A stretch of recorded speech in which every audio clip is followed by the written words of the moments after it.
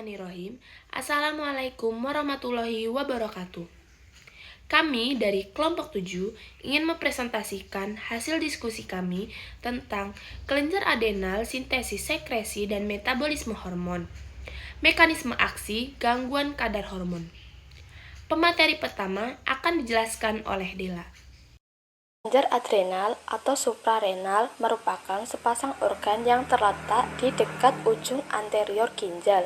Bentuknya pipih atau seperti bulan sabit. Kelenjar adrenal ini berfungsi untuk mempertahankan mekanisme penting homeostatik. Perlu diketahui bahwa kelenjar adrenal terdiri atas dua lapis, yaitu korteks adrenal dan medula adrenal. Akan saya jelaskan lebih lanjut sebagai berikut. Yang pertama, korteks adrenal terdiri dari sel parenkim yang langsung mensintesis dan mensekresikan beberapa hormon steroid tanpa menyimpannya terlebih dahulu. Ada 3 contoh hormon steroid korteks adrenal yang kami ambil. Yang pertama, aldosteron, berfungsi untuk mengatur elektrolit dalam tubuh dan tekanan darah. Yang kedua, kortisol, berfungsi untuk mengontrol kadar gula darah dan metabolisme karbohidrat, protein, serta lemak. Yang ketiga, glukokortikoid, berfungsi mengatur metabolisme glukosa dalam tubuh. Selanjutnya, medula adrenal tersusun dari 2 macam sel, yaitu sel kromafin yang berfungsi mensekresi katekolamin atau epinefrin dan norepinefrin, dan sel-sel ganglion simpatik yang tersebar di sepanjang jaringan ikat. Efek dari epinefrin biasanya meningkatkan aktivitas jantung, tekanan darah, pemecahan glikogen, kadar glukosa darah, dan liposisi jaringan adiposa.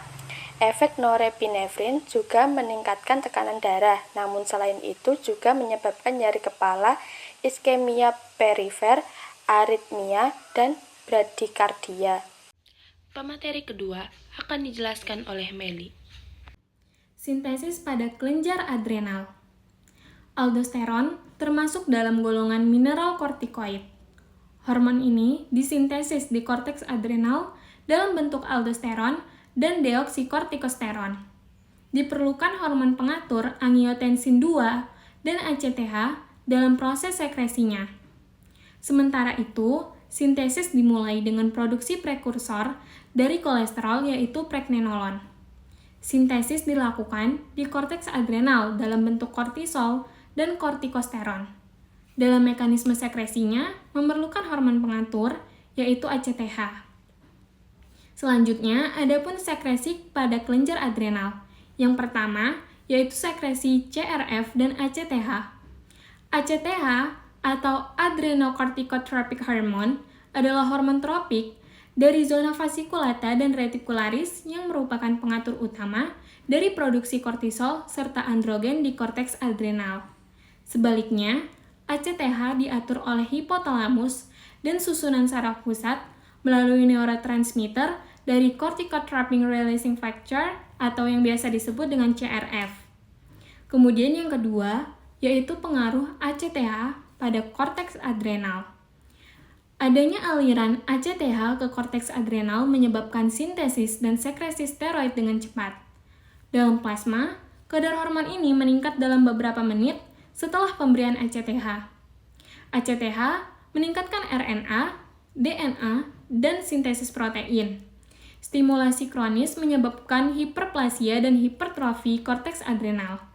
Sebaliknya, kekurangan ACTH menyebabkan berkurangnya steroid genesis disertai dengan atrofi korteks adrenal, berkurangnya berat kelenjar, dan berkurangnya kadar protein serta asam nukleat. Selanjutnya, adapun mekanisme aksi hormon aldosteron dalam metabolisme.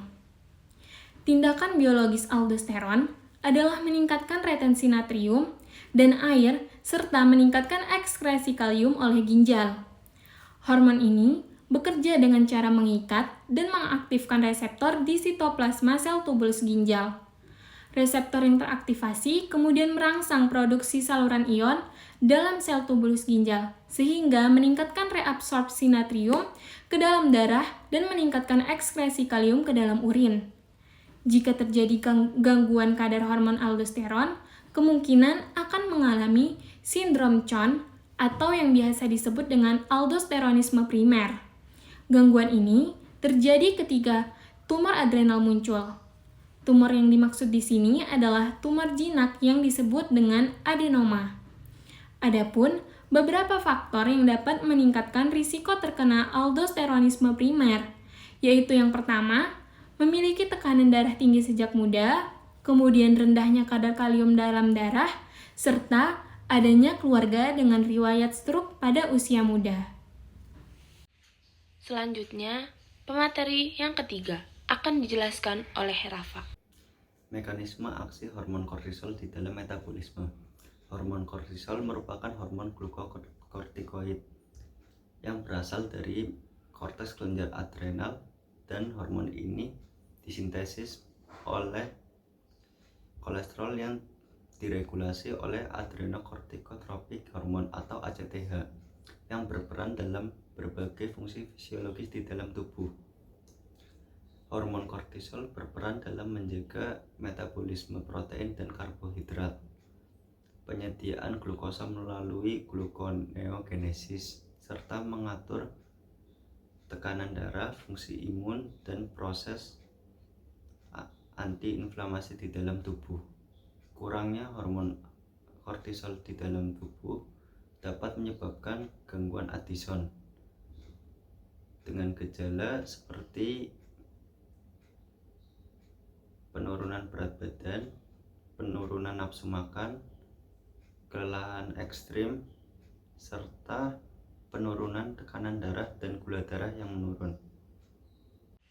Pemateri yang terakhir akan dijelaskan oleh Bella. Mekanisme aksi hormon glukokortikoid dalam metabolisme tubuh. Glukokortikoid ini bekerja dengan meningkatkan pelepasan leukosit berinti banyak dari sumsum tulang sehingga meningkatkan jumlah leukosit dalam peredaran darah. Glukokortikoid juga menghambat penumpukan leukosit pada tempat peradangan yang menyebabkan zat-zat yang terlibat dalam respon peradangan, misalnya seperti prostaglandin, dilepaskan dari leukosit.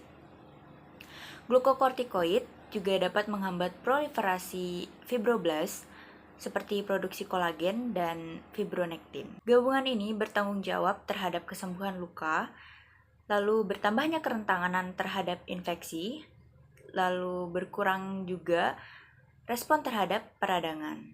Gangguan kadar hormon akan menimbulkan sindrom Cushing.